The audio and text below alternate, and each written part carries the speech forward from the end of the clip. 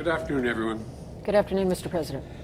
Hope everyone had a safe and enjoyable 4th of July weekend.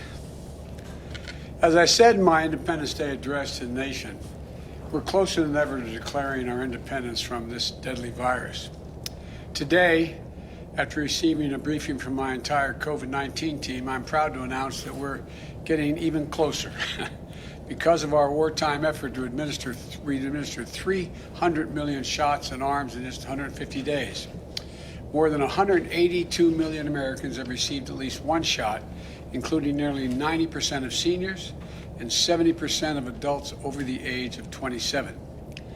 By the end of this week, we'll have reached the mark of 160 million fully vaccinated Americans, and that's a goal I set in March that I'm thrilled we're going to hit just a few days after July the 4th.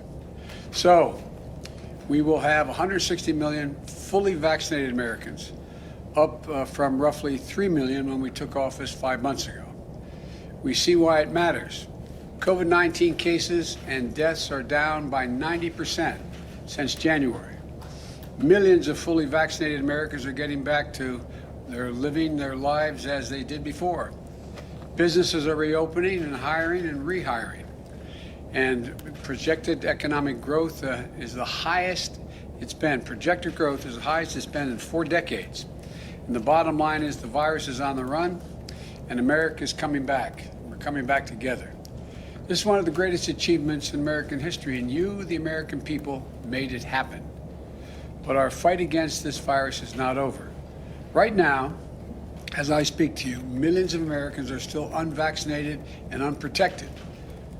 And because of that, their communities are at risk, their friends are at risk, the people that they care about are at risk. This is an even bigger concern because of the Delta variant.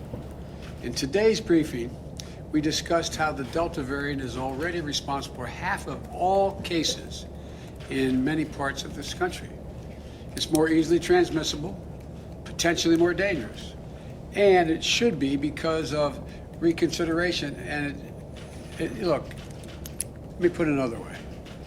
It seems to me it should cause everybody to think twice. And it should cause reconsideration, especially young people who may have thought that they didn't have to be vaccinated, didn't have to worry about it, and didn't have to do anything about it up to now. But the good news is that our vaccinations are highly effective. Fully vaccinated Americans have a high degree of protection, including against this Delta variant. Study after study after study has shown that since early May, virtually every COVID-19 hospitalization and death in the United States has been among the unvaccinated. So if you're vaccinated, you're protected. But if you're unvaccinated, you're not. And you're putting yourself, more importantly maybe from your perspective, your family, and your friends at risk. So please get vaccinated now. It works, it's free, and it's never been easier, and it's never been more important.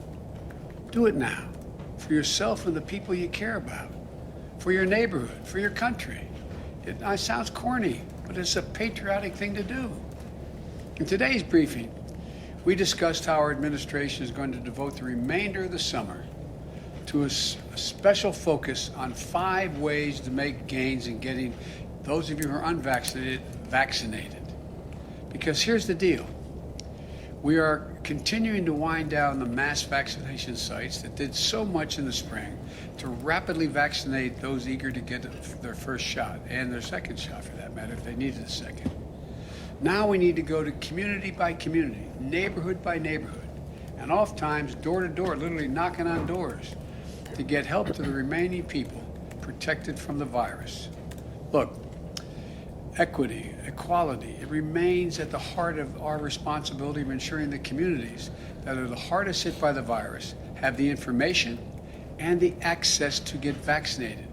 So, as we shift from these centralized mass vaccination sites where we're doing thousands of people a day, we're going to put even more emphasis on getting vaccinated in your community, close to home, conveniently, and a location you're already familiar with. First thing we're going to do, this includes 42,000 local pharmacies where folks with questions can talk to the pharmacists they know and already have dealt with. These locations overwhelmingly allow you to walk in without an appointment, get the vaccination when you're picking up your prescription or just going in to get your toothpaste or something else you need from a drugstore. Second, my team is going to place renewed emphasis on getting the vaccines to more and more family doctors and healthcare providers, so more Americans can get this shot at their doctor's office from the folks that they know and they trust the most.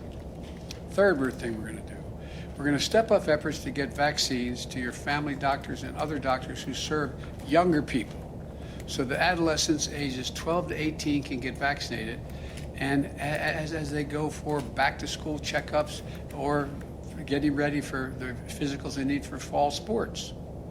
Fourth, we're also intensifying our efforts to meet people where they are, outside of their neighborhoods, pharmacies, and doctor's office. This includes continuing to work with employers to make vaccination shots available at work, on a work site if possible, or give their employees paid time off to get vaccinated in a nearby facility. And fifth and finally, we're sending out more mobile clinic units out there to help people at special events, summer festivals, sporting events, as well as places of worship wherever we can find people gathered. In addition to these initiatives to continue to vaccinate the unvaccinated, we're stepping up our preparations to respond to the outbreaks we're going to see among the unvaccinated. For that, we're mobilizing what I'm calling COVID-19 surge response teams.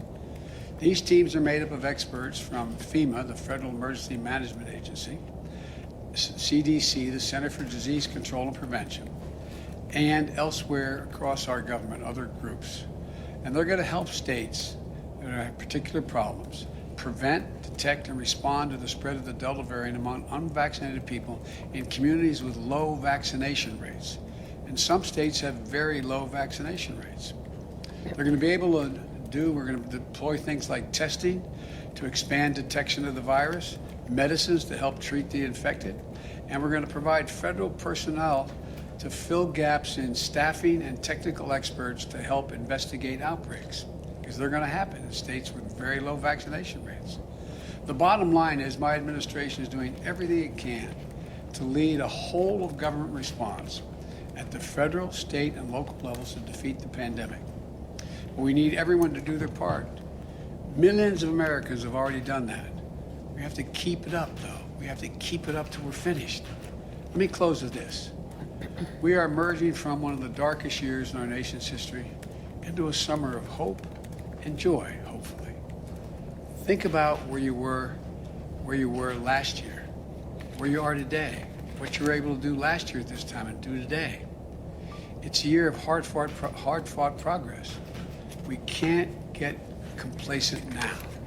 The best thing you can do to protect yourself and your family and the people you care about the most is get vaccinated.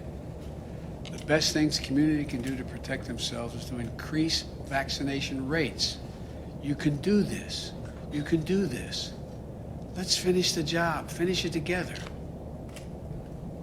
God bless you all, and please get vaccinated. It makes a big difference. As I said, it's a patriotic thing to do. May God protect our troops. Thank you.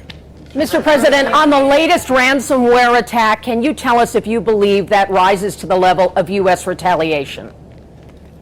I can tell you a couple things. I received an update from a national security team this morning. It appears to have caused minimal damage to U.S. businesses, but we're still gathering information to the full extent of the attack, and I'm going to have more to say about this in the next several days. We're getting more detail and information, but that's what I can tell you now, and I feel good about our ability to... Mr. President. Is Putin testing you, sir? Mr. President, you speak twice about the Delta variant. What did you